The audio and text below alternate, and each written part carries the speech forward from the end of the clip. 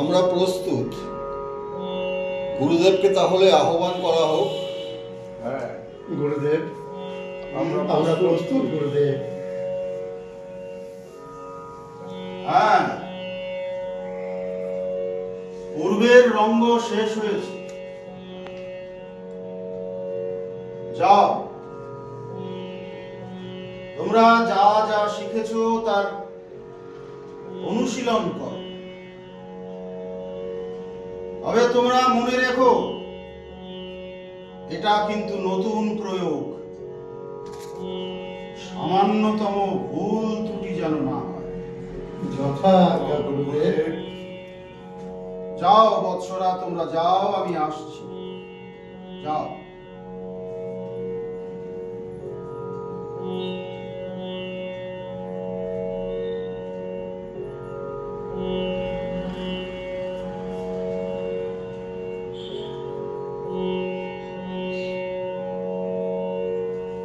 হরি ওম।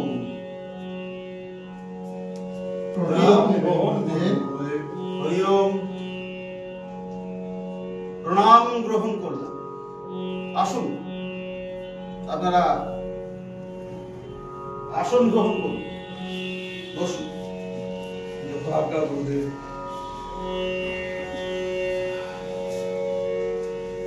তা বলুন ঋষিগণ, কি হেতু আগমন? হে মণিবর,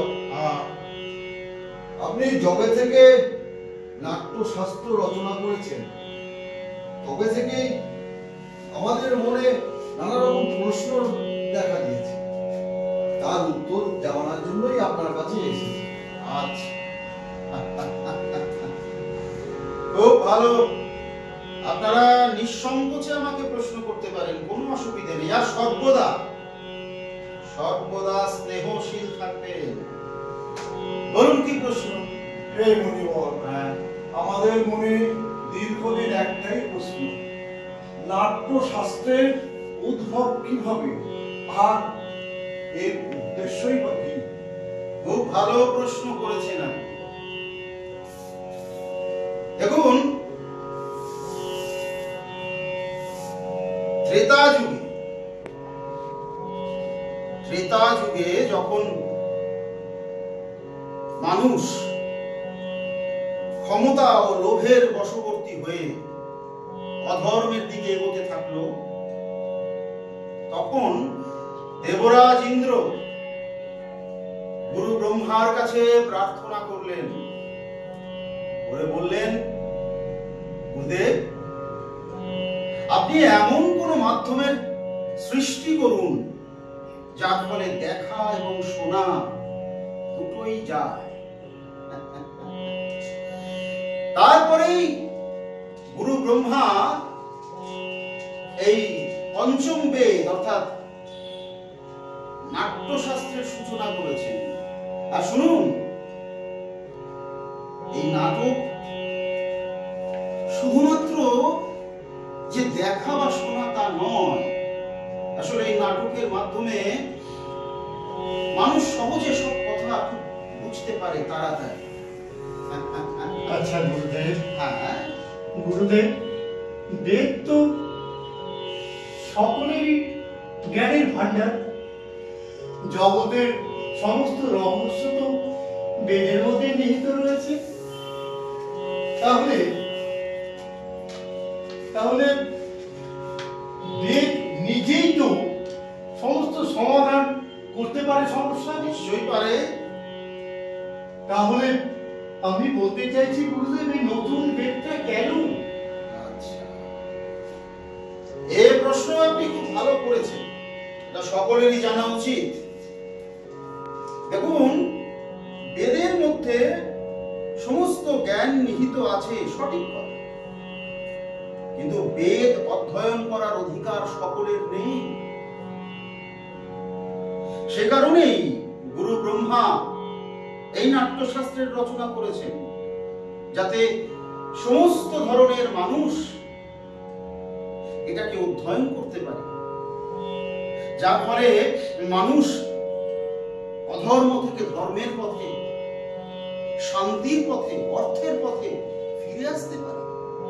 এই মঙ্গল উদ্দেশ্য সাধনার জন্যই গুরু ব্রহ্মা এই পঞ্চম বেদ অর্থাৎ নাট্যশাস্ত্রের সৃষ্টি করেছেন। আচ্ছা গুরুদেব, গুরুদেব তাহলে নাটক রচনা হয়েছে কি শুধুমাত্র দেবতাদের জন্য, সমগ্র মানব জাতির জন্য নয়? এটা আপনি খুব ভালো প্রশ্ন করেছেন ঋষি। দেখুন, এই প্রশ্ন দানবরাও করেছিল গুরু ব্রহ্মার কাছে। তখন গুরু ব্রহ্মা তার উত্তরে বলেছিলেন যে নাটক সকলের জন্য, কোনো বিশেষ মানুষের জন্য নয়, সর্বসাধারণের জন্যই নাটক। এই নাটকের মাধ্যমে যে সমস্ত মানুষ দুঃখে, ক্লান্তিতে, শোকে মুহ্যমান, তারা এই নাটক অধ্যয়ন করলে, দেখলে, শুনলে, জানলে সেই সমস্ত দুঃখ থেকে, শোক থেকে আবার তাদের নিজেদের মধ্যে ফিরে আসতে পারবেন, ওই সেগুলোকে তারা জয় করতে পারবেন। বুঝতে পেরেছেন আপনারা? অদ্ভুত, সমস্ত সৃষ্টির সমাহার, মানে লৌকিক, অলৌকিক ও বহুধর্মী সমস্ত প্রাণীকুলের প্রতিকূল কলা। প্রতিকূল কলা নয়, অনুকূল কলা বলুন। অনুকূল কলা। হ্যাঁ, দেখুন, নাটককে আপনারা বলতে পারেন সবকিছুর সমাহার বা সঙ্গম স্থল বলতে পারেন। আচ্ছা গুরুদেব, বলুন। গুরুদেব, নাট্যকলা তো অদ্ভুত কলা। এই নাট্যকলা এতটাই জরুরি, মানুষকে জীবিত থাকার জন্য যেমন শ্বাস বায়ুর প্রয়োজন, নিঃশ্বাসের প্রয়োজন, অক্সিজেনের প্রয়োজন, নাট্যকলা তো তেমনি গুরুদেব। তাহলে গুরুদেব, আমাদের এই বর্তমান সমাজ কেন নাট্যকলাকে গুরুত্ব দেয় না গুরুদেব? কেন এই নাট্যকলা অনাবর্ষ বলুন গুরুদেব? বড় কঠিন এবং প্রয়োজনীয় প্রশ্ন তুলেছেন আপনি। দেখুন, এর উত্তরে আপনাদের আমি একটাই কথা বলি, আমি তো শিল্পী, আমি নীতি নির্ধারক নই। আমার কাজ শিল্প সৃষ্টি করা, আর ওই নীতি নির্ধারক যারা আছেন তাদের কাজ হচ্ছে আমাদের শিল্পকে মূল্যায়ন করা। নাটক সবসময় মানুষকে সঠিক পথ দেখায়। হ্যাঁ, এই নাটকের মাধ্যমে মানুষ, দেবতা, দানব তাদের সমস্ত কর্মফলকে মূল্যায়ন করতে পারে। এই চতুর্বেদ অর্থাৎ ঋক, সাম, যজু, অথর্ব, এই চারটে বেদের মধ্যে থেকে কিছু কিছু জিনিসকে নিয়ে এই নাট্যকলার আবিষ্কার করা হয়েছে, সৃষ্টি করা হয়েছে। হে গুরুদেব, বলুন। আপনি বলেছেন চারটি বেদের একত্রীকরণের ফলেই পঞ্চম বেদ। ঠিক বুঝেছেন আপনি। মনিবর, এও কি করে সম্ভব? সম্ভব। তবে আপনাদের বলি, এই যে আপনারা নাটকে পাঠ শুনতে পান, সেটা গুরু ব্রহ্মা নিয়েছেন ঋগ্বেদ। আবার নাটকে আপনারা যে গান শুনতে পান, সেটা গুরু ব্রহ্মা নিয়েছেন সামবেদ থেকে। আবার এই যে অভিনয় আপনারা দেখতে পান নাটকে, সেটা গুরু ব্রহ্মা নিয়েছেন যজুর্বেদ থেকে। আর অথর্ববেদ থেকে গুরু ব্রহ্মা নিয়েছেন সমস্ত রস। অর্থাৎ এই যে চারটি বেদ, এই চারটি বেদের নানা অঙ্গকে নিয়ে মিশ্রণ করে গুরু ব্রহ্মা এই পঞ্চম বেদ অর্থাৎ এই নাট্যশাস্ত্রের রচনা করেছেন, সৃষ্টি করেছেন। সুন্দর ব্যাখ্যা দিয়েছেন গুরুদেব। অতীব সুন্দর। অবশ্যই অবশ্যই। আপনারা আপনারা বুঝতে পেরেছেন আমার কথা? হ্যাঁ গুরুদেব। আচ্ছা শুনুন, তাহলে আপনাদের আরো কিছু কথা বলি। এই যে নাটক, নাটক এমন একটা মাধ্যম, এই মাধ্যম শুধু জাতি ধর্ম নয়, তার বাইরে গিয়েও ভৌগোলিক সীমানার অতিক্রম করে সব সময়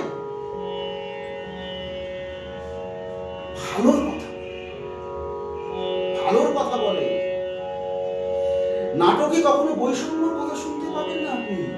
সমস্ত বৈষম্যকে দূর করে সমতার কথা বলে এই নাটক। তাই যদি আমরা এই নাটক প্রয়োগের স্থানকে দীর্ঘ দীর্ঘ করতে পারি, তাহলে আমাদের এই মানব সভ্যতা একদিন এই সৃষ্টির গৌরবান্বিত হবে। গুরুদেব, আপনি যথার্থই বলেছেন গুরুদেব। গুরুদেব, তাহলে আমরা তো নাটককে সমাজের দর্পণও বলতে পারি। একদম ঠিক বলেছেন, অবশ্যই বলতে পারেন নাটক সমাজের দর্পণ। আর কি প্রশ্ন আছে আপনাদের? ঠিকই গুরুদেব, আপনার থেকে আমি যথার্থ অনুভব করলাম, শিল্প কলাহীন সমাজ সে তো পশুদের সমাজ। এই কথা বলেছেন, ঠিক কথা বলেছেন ঋষিবর। আমি চাই, জানেন তো, আমি চাই যে আমাদের এই সমাজ শিল্প এবং শিল্পীদের যথাযথ সম্মান দিক। তার যোগ্য তারা যতটা, ততটা সম্মান তারা পাক, এই কামনা আমি ঈশ্বরের কাছে করি, প্রার্থনা করি। শিল্পীরা তাদের পূর্ণ মর্যাদা পাক এই সমাজের থেকে। আর কিছু জানবার আছে? না গুরুদেব, যথেষ্ট ব্যাখ্যা আপনি দিয়েছেন। আপনাদের প্রশ্নের যথাযথ উত্তর আপনারা পেয়েছেন? হ্যাঁ গুরুদেব, পেয়েছি। আচ্ছা, তাহলে এবারে চলুন আমরা যাই। আমার সন্তান সম রঙ্গকর্মীরা তাদের নাটক প্রস্তুত করে আপনাদের জন্য অপেক্ষা করছে। তাই হ্যাঁ চলুন, আমরা সকলে মিলে নাটকের আনন্দ লাভ করি। হ্যাঁ চলুন, গুরুদেব। চলুন। আসুন আসুন আমার সঙ্গে আসুন।